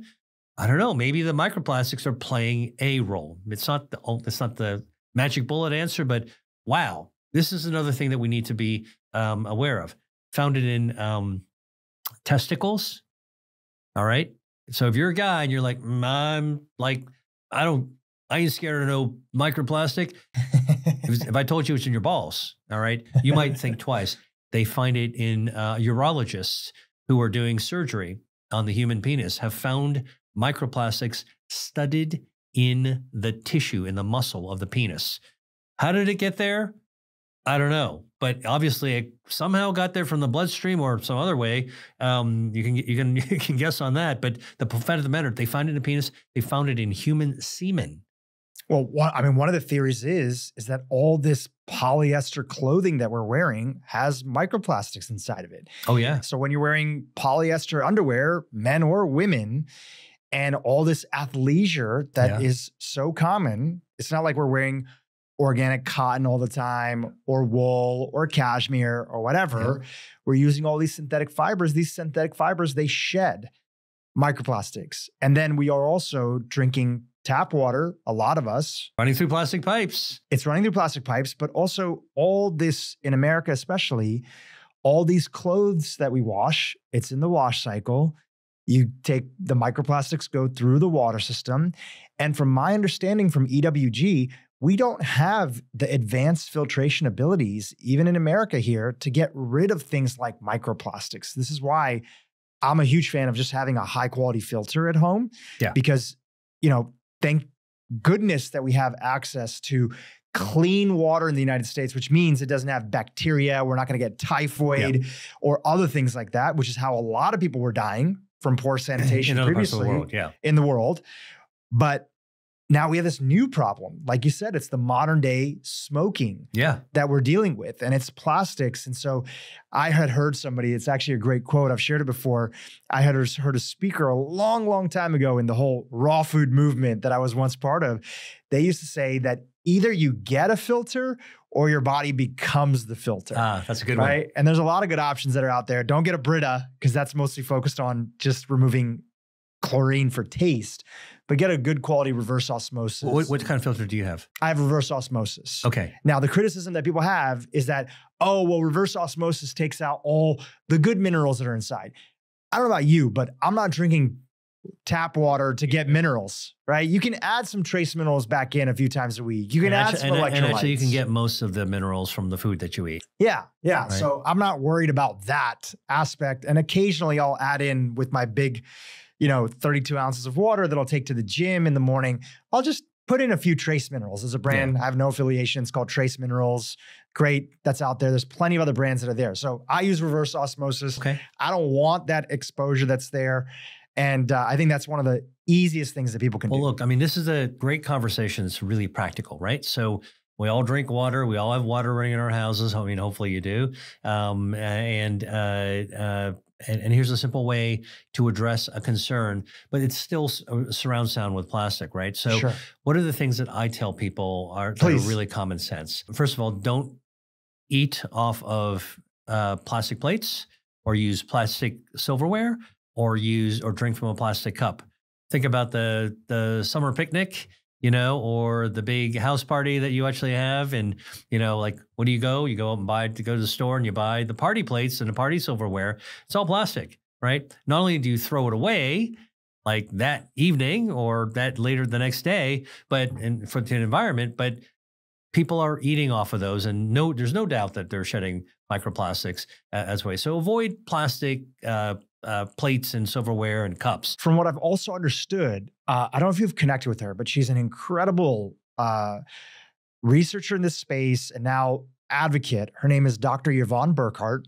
She is a toxicologist by training who got super sick by working in the food and the fragrance industry with all these different additives and flavors. And she developed a bunch of different illnesses, removed herself from that exposure and started to clean up her life and became now an advocate for what she calls a low tox lifestyle. All very basic things of how we can protect ourselves. She said, one thing that I want people to be aware of now that they're talking about plastics is that we have to also just be aware that even a lot of paper cups, for example, if we had this piece of paper right here where I have my show notes that I did for preparation of this podcast, if we turned it into like a little cup and we poured water, it would basically disintegrate, especially hot water. It would melt, or it would at least start to break down. It wouldn't stay firm.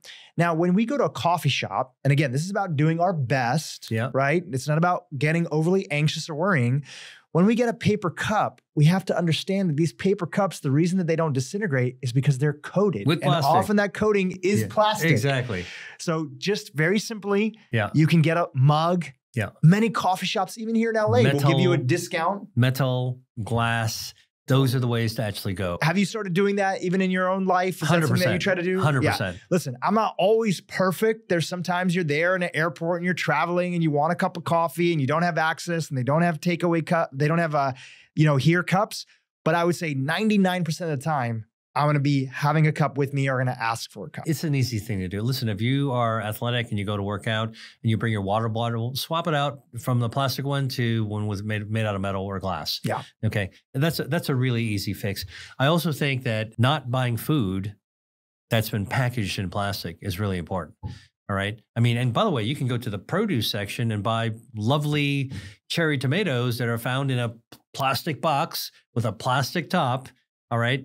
And then you're going to wash it with unfiltered water in your house, and you're pretty much marinating this thing with, it's been marinated, and you're going to wash it more with plastic water containing plastic, right? So again, I sort of try to be more selective of buying foods that are not pre-packaged in plastic. It's tough. It is very tough. Because even like my wild-caught salmon or my grass-fed beef, even if you get it at Whole Foods in like, you know, or like an Erewhon or whatever in the sort of deli section where it doesn't look like it's touching plastic. If you go behind and you see when they're getting it initially, they're wrapped in plastic. It's wrapped in plastic. This is actually a modern conversation, Drew, that I think needs to be had. And hopefully there will be people in government and people in the private sector and companies. They're going to want to come together and have this intelligent conversation to say, listen, this is a new discovery. We didn't realize this was happening. What do we do collectively to make better decisions so that the public is actually going to be less exposed to these toxins, even if it's impossible? Like, you know, if I ever have hesitation about the plastic thing, I just, in my mind, I'm picturing a credit card. Do I want to be eating that this week? No. So I'm just, you know, I'm going to try to make another decision. But, you know, plastic food containers, you know, you got leftovers. What do we used to do? You go to the, you know, Tupperware. I don't think that company's around anymore, but not good. Don't put your food in a plastic container, all right? And then you put it in the fridge where you may have had foods that you cooked in glass or metal or, you know, cast iron or whatever, and now you have just put it into a plastic container overnight to marinate with the plastic. And then you're going to heat it up the next day in the microwave, and now you're going to actually put more or cook it or heat it up, you know, in the plastic. No, don't do it. So I always say, toss out your plastic storage containers. I know they're cheap. I know they're convenient. I know they're light. I know they're things that you can easily take to work for the next day if you're trying to heat up some lunch. But please, just get glass containers. It's okay if the top is plastic, honestly. It's not going to touch the food for the most part, but because it's really hard to find a glass top. You know, nobody's going to be carrying around a glass box everywhere they're going, all right? But minimize the amount of plastic. Those are avoidable things. And the other thing that I heard Sanjay Gupta from CNN, who I know, say about microplastics, he said, change out your toothbrush. I didn't think about this, but yeah, if you keep using the same toothbrush the whole time, breaks down. And now you are deliberately putting microplastics that are going to break down into your mouth and rinsing them around, and you're going to be swallowing some. And so just make sure you change out your toothbrush, you know, and don't change them out before they wear down. That's great. I have another low-hanging fruit. Yeah. That's based on some research that we wrote about in my newsletter, which is that if you have Teflon pans that have scratches on them, inside of those Teflon pans is basically a coating of plastic in the layers that are there. That's part of it. These PFAs, these microplastics that are there. And they found that just a single scratch on an average size skillet for a Teflon pan, because these pans develop scratches over a period of time, can leach up to 1,000 to 10,000 microplastics and nanoplastics every time you cook. So an easy solution, that's also actually a cheap solution, is that all the researchers that I've talked to say stainless steel is great. It's cheap. Now, there can be fancier solutions that are out there. There are companies that sell ceramic and that sell this and that, but just stainless steel, and it's going to last forever. And you're not going to have that same exposure. So take a look at your pans, especially the ones that are Teflon, or even if they're the ceramic coating that has scratches on it, that can be detrimental to your long-term health. So just go for a cheap solution. Stainless steel is the cheapest and easiest. And I will tell you, again, back to simplicity. If you want a pan that's going to last a long time, that is kind of a workhorse in the kitchen, just look at what chefs use. All right. I mean, I'm fortunate to have a lot of friends who actually are either cooks or chefs. They all use stainless steel pans. That's the workhorse in a restaurant and at home. Like I have stainless steel pans, or cast iron, which is heavier. And you get a little bit of iron actually from cast iron. If you're iron deficient, you know, like when you cook in a cast iron pan, you get a little bit of the iron, and you can season and condition them. If you have a stainless steel wok, okay, if you condition it the right way and take care of your pots and pans and woks the right way, they actually make a nonstick surface. All right, so you don't need to have that NASA developed space age, 1960s innovation in order to be able to have a real workhorse. And I think that's what people need to have. I teach an online course called Eat to Beat Disease course. And one of my favorite modules in my course is about rethinking your kitchen. And I tell people, like, what are the things you should toss out that are not good for your health and swap in, and keeping simple cookware, stainless steel pan, cast iron skillet, and a wok. That can, and pots made of the same kind of material. That's actually that gets you the whole way in terms of like almost every situation for cooking. What are some of the things that they are or aren't doing that sometimes people are confused about? Maybe we call this myths around longevity. Yeah. So what can you share with our audience when it comes to this topic? That's a big one to unpack. And I'm in the middle of doing the research on it, is sort of to say, what are we learning new about longevity that hasn't already been covered or isn't really well worked out?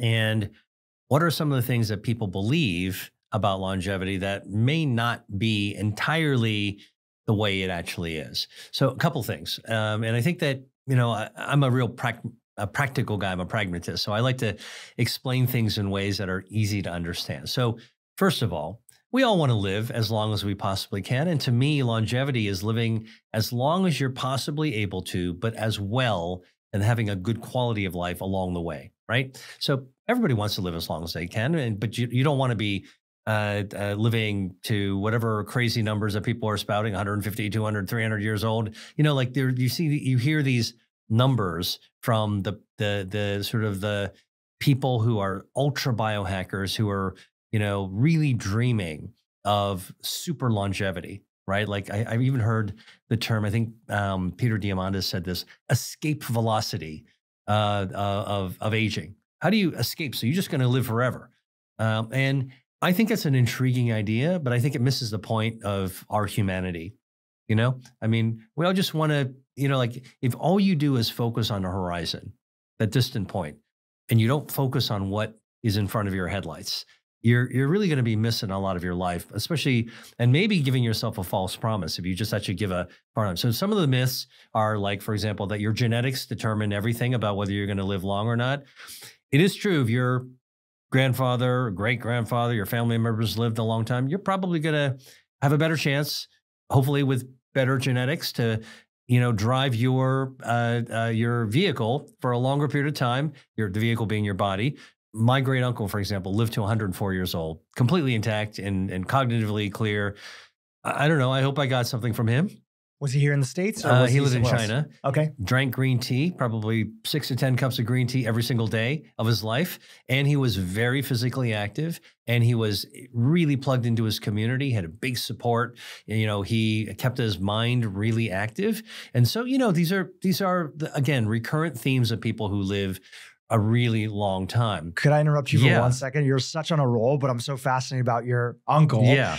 Obviously, everybody's individual situation is different, but from your research end, from your food end, and obviously he was a family member, if you had to rank, obviously genetics play a little bit, as you mentioned, they're not everything. If you had to rank the things that he was doing that probably played the biggest role in his long, but more importantly, healthy lifespan, even for somebody to live to 80 in America, but not be on prescription drugs and be healthy and their brain is sharp, that's even super rare. And meanwhile, your uncle, great uncle, is living to 104. What do you think were the biggest things that played a role? You know what? I actually asked him this. Yeah. I asked him this because I went to his 100th birthday, which he planned.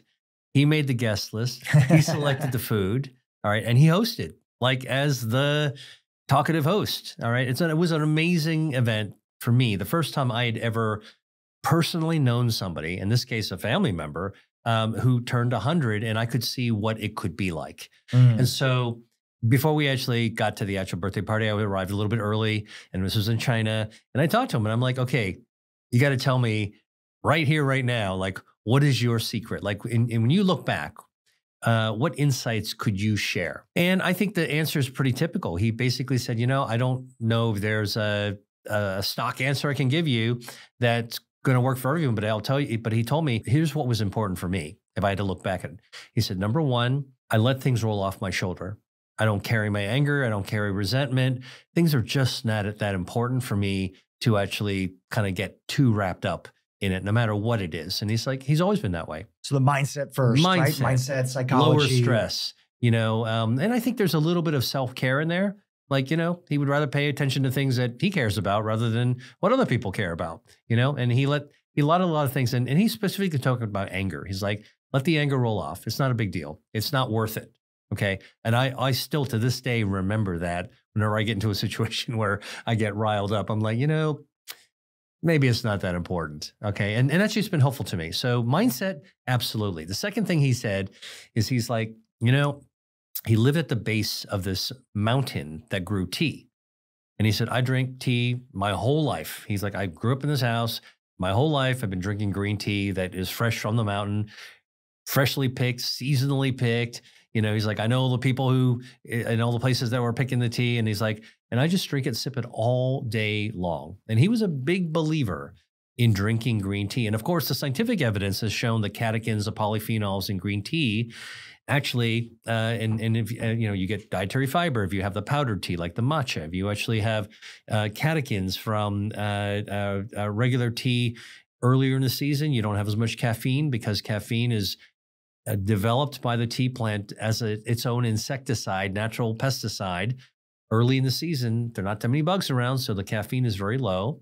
But he would just sip tea all day long. And the third thing he told me, was that he had to walk to the tea temple kind of place where he would sit with his friends every day. He had to walk and exercise to get to his tea.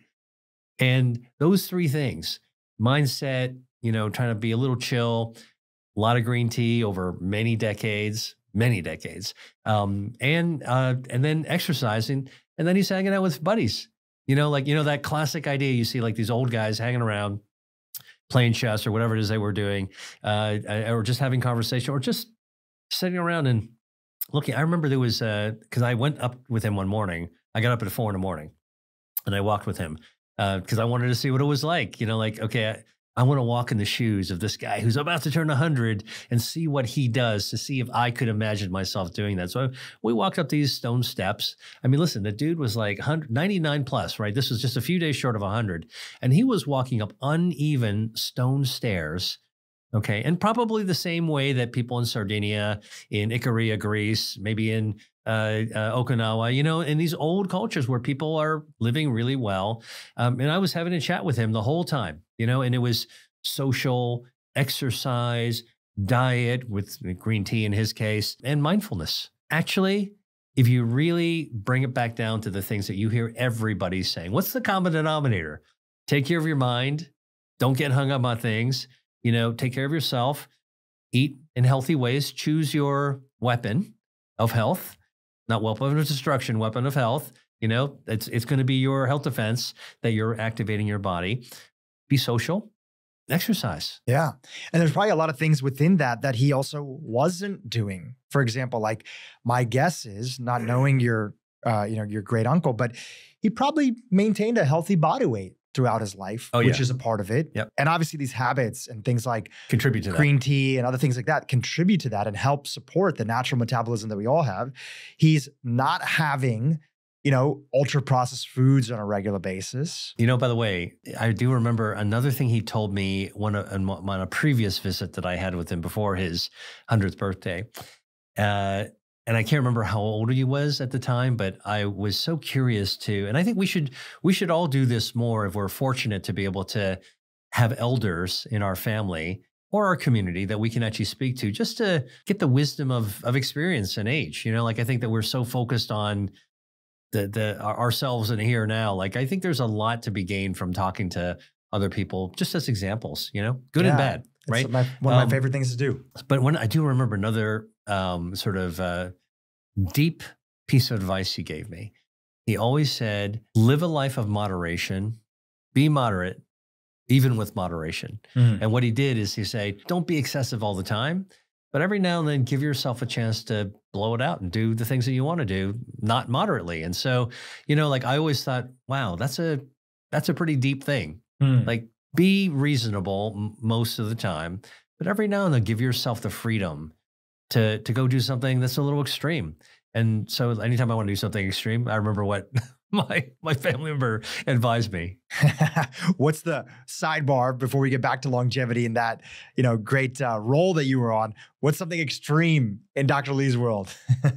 Oh, you know what? I love to explore new foods. Yeah. So sometimes I will just go, so most of the travel you're talking about to Italy or Greece or or Japan or whatever, I'm researching. I'm actively researching, and I'm going to markets. I'm going to restaurants. I'm talking to people.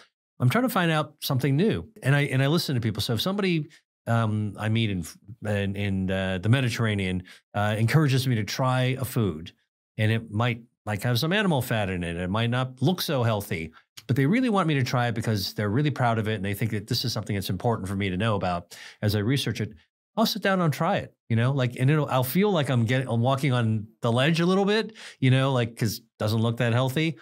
And you know what? It's part of my experience. I'll get to sample it. I might not eat it again, but then I've actually tried something new. So I'm never afraid to try a new experience that can give me a better insight into the world, but also into myself and how I react to it. Yeah, that's an important philosophy. So it may be hard to get back on track because I threw you off by asking about your uncle, but I had to because that's just sounded so fascinating. But you were talking about some of the myths that people think, and some people think it's genetics.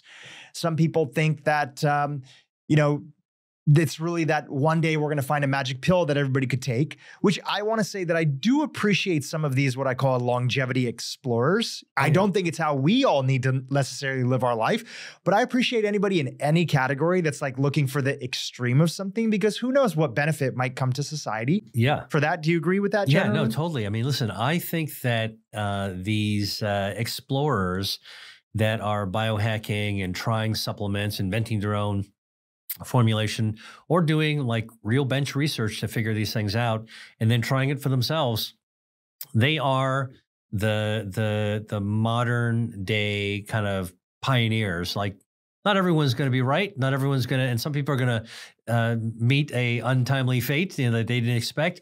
That's all part of exploration. I think that's the great, one of the themes that I keep coming back to, particularly, I'm writing my next book. I'm writing about a theme that will be very much involved with longevity. One thing that keeps on coming up is humanity. We don't want to be inhuman. We want to and live forever. We want to be more human. We want to actually be in touch with who we are as humans, as flawed as humans actually are. There's a lot of shortcomings that I think we have as human beings, but the courage to explore is one of those wonderful things. So let's talk a little about myths. Genetics being a myth. I do think that the search for a magic supplement. I gave a talk recently, a keynote recently at a big conference of futurists and with a theme of longevity.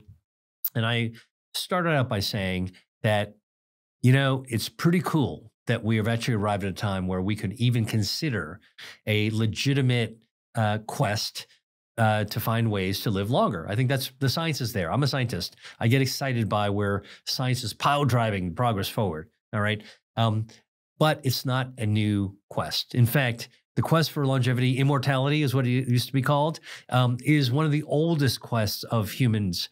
Okay, starting way back. And so I think about, and I gave this example of the first emperor of China, okay, who sent his people, ambassadors, on this expedition to find the magic ampule with that liquid powder. Like, he sent them to all these different islands to look for something that he could have that would make him immortal, right? And this has been the theme of many myths and movies and books, and it's mythological. Never found it, obviously, and the guy died, but as he recognized his mortality, his failed effort, you know what he did? He built the 10,000 terracotta warriors to look over his tomb. That was his solution at the time to immortality. All right. Now, fast forward, but if you look at Renaissance paintings, you see the Fountain of Youth, and you find all these other stories about what we as humans have been trying to do to look for that magic potion, magic pill, magic fountain to really help us live long and maybe forever. I think things changed in the modern day when Google formed Calico, the company Calico, whose mission was to conquer death. All of a sudden, you have capitalism, you've got investors, you've got people who are seriously going to try to tackle this impossible topic, seemingly impossible topic. And yeah, I think that brought us in a way into the modern age to say, you know what, maybe we can actually try to take a crack at this, right? So fast forward even even more. And you've got the hallmarks of aging that, I know you've had other people on the show talking about, the mitochondria, the autophagy, the inflammaging, the gut, all these NAD, rapamycin, all these really important bricks that are being built up to help us better understand what's going on with aging, what's not going well with aging, and how might we build it back up. It's like cancer research back in the 1930s. We're just starting to see the path. Man, it took a long time for us to be able to get to immunotherapy today, and we're still not where we want to be. So this is a long journey that we're actually on. But the myth is that we can still find, and it's so tempting to go back to that ancient quest. We still want to find that magic supplement.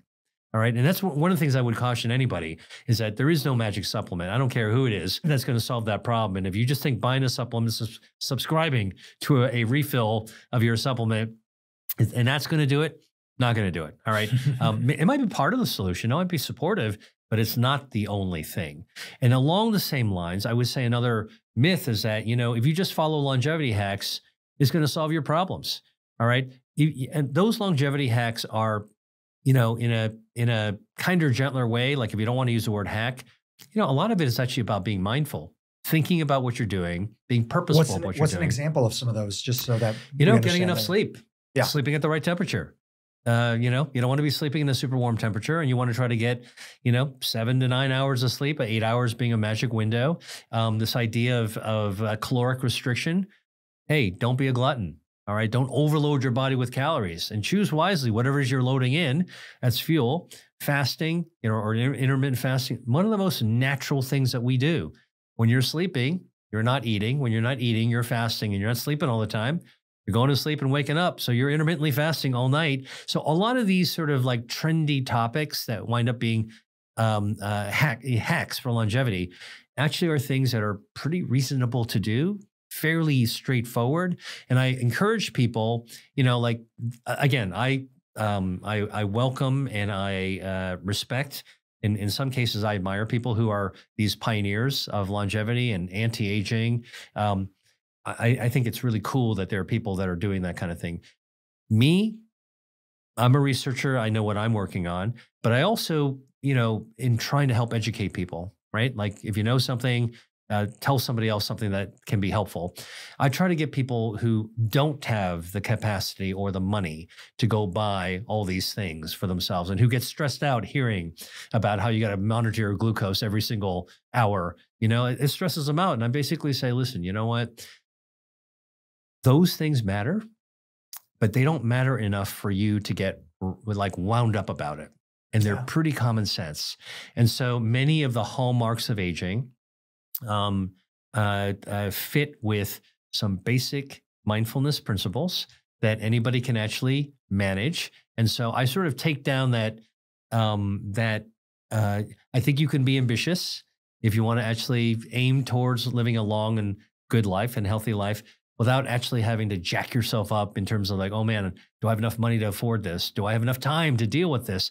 Listen, if you're super stressed out all the time because you can't fit another 10 biohacks into your day when you've got your job, your family, your mortgage and everything else to deal with, that's not going to take away as opposed to add. YouTube, if you enjoyed what you just saw, keep watching for more great content on how to improve your brain and your life. It's fiber. It's so underrated. It's not funny. Fiber in whole foods is phenomenally underrated, and it's so easy to